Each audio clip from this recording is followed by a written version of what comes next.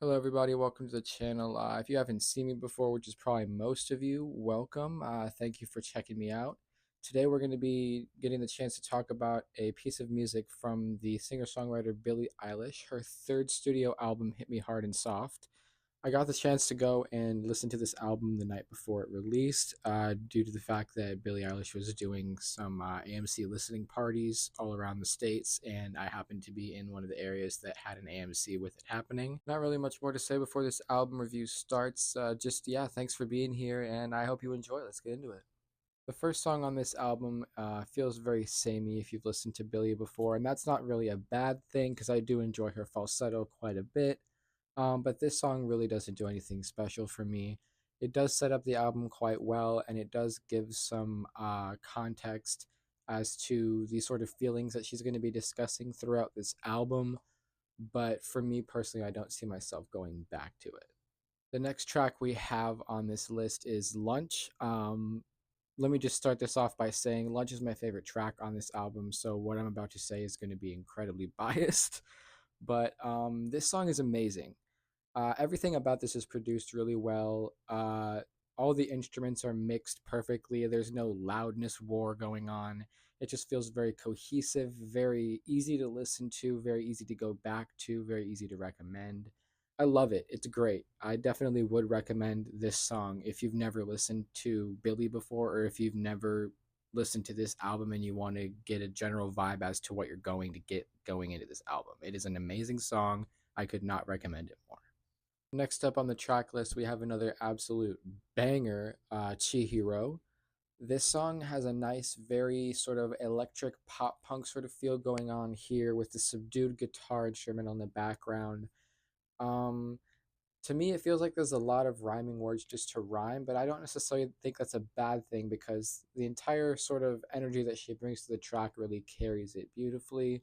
I know there is a story on this song to follow, but for me, the lyrics kind of felt like they were just rhyming for the sake of rhyming, which isn't necessarily a bad thing here, because I do think that giving it a lot of repeatable phrases does add to the overall vibe of this song that it's trying to capture, and it does it very, very well. This song is amazing. It's very easy to leave on repeat. If there's anybody that would like to drop more Billie lore in the comments for me to educate me on the background of this song or the story of this song that I'm not quite understanding, I would love to hear about it. But for me, this song just feels like the kind of song that you can put on in the background and not really have to worry about anybody complaining. It's a great song. Our next track here, Birds of a Feather. Phineas gives us a nice, wide, beautiful, vibrant instrumental that honestly feels very similar to Sunflower by Post Malone for me. The instrumental here has a lot of great texture, a lot of very good mixing. Again, not a loudness war going on. It just feels like a very well made song. I'm not usually a big fan of lovey dovey songwriting, but I think it does lend to the instrumental here and give this song a very easygoing feel. Um, yeah, this song is great. The next song here we have is Wildflower. This song, to me, the instrumental feels very similar to a Daniel Caesar song. It's this very nice, sort of subdued guitar instrumental in the background, very drowned out.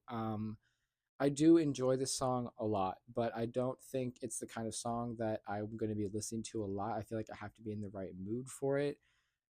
There are a couple of songs on this album that give me that vibe, but overall, none of the songs on this album are bad. I really do enjoy this song a lot as well, but it's just not one of those ones I'm going to be repeating. The next song on this track list, The Greatest, follows the tone of the previous song pretty well. It stays in this very sort of drowned, sad sort of feel, very slow. She goes on to describe feelings of a lack of reciprocation in her relationship with the person she's writing to. It's a nice ballad, again, very easy to listen to, but overall, it's not really for me. I don't see myself going back to it a lot.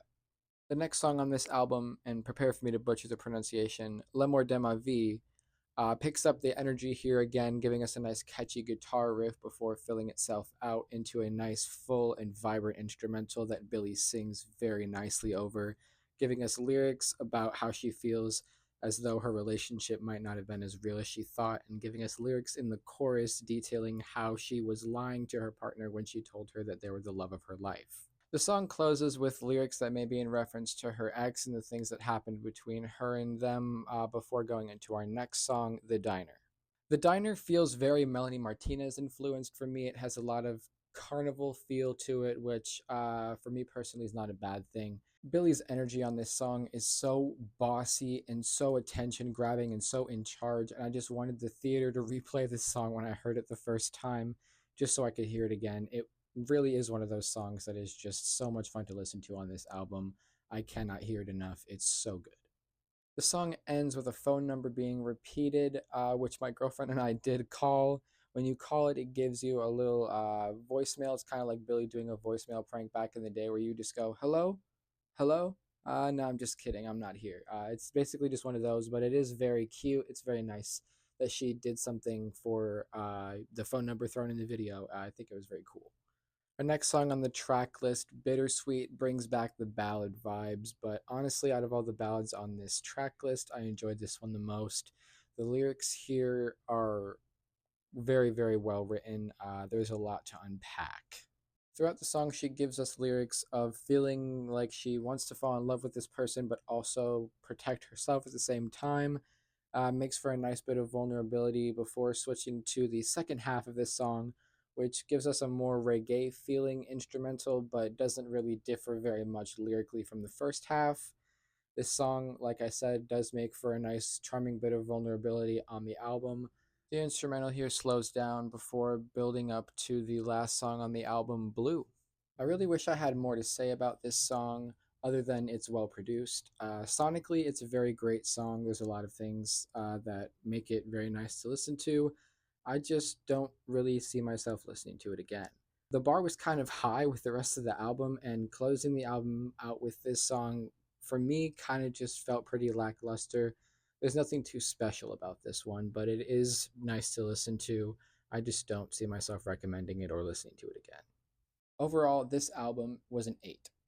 There's a lot of really fun things that make for a really good experience on this album, a lot of really exceptional highlights and not a lot of lowlights.